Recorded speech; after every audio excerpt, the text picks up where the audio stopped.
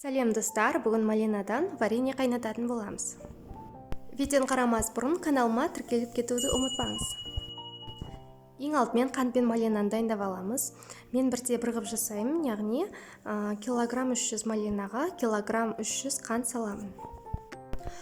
Барлығын видеодағыдай жасаймыз, яғни қант пен малинаны 3 немесе 4 бөлікке бөліп саламыз.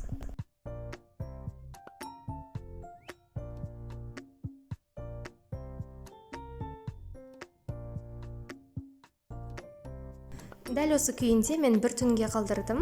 Келесі күні қантымыз жақсылап еріп, езіліп тұратын болады. Мінекей көріп тұрғандарыңыздай, бір күннен кейін дәл осылай болып өзгерді, соғы шығып, езіліп тұр. Енді бұны қолымызбен жақсылап езіп, бір келкі масса жасаймыз.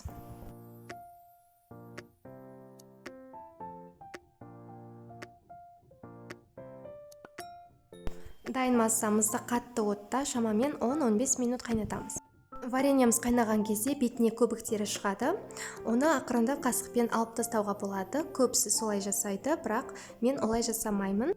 Барлығын араластырып жасай беремін. Екі әдісімен де жасап көрдім, ешқандай да айырмашылық көрмедім. Вареньеміз қайнап жатқан кезде барлық банкілерімізді буға ұстайтын боламыз 15 минут.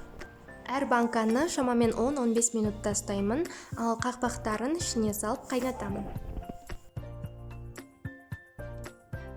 Мінекей достар, вареньеміз дайын болды.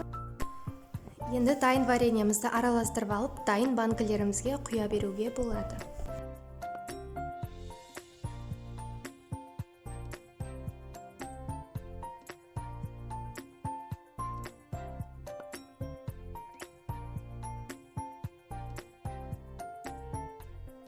Осылайша банкілерімізге толтырып құйып қоямыз.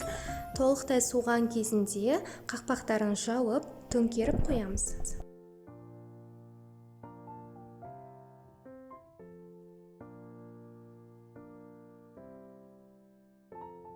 Менімен болғаныңызға рахмет. Егер де видео ұнаса, міндетті түрде каналыма тіркеліп, лайк басуды ұмытпаңыздар.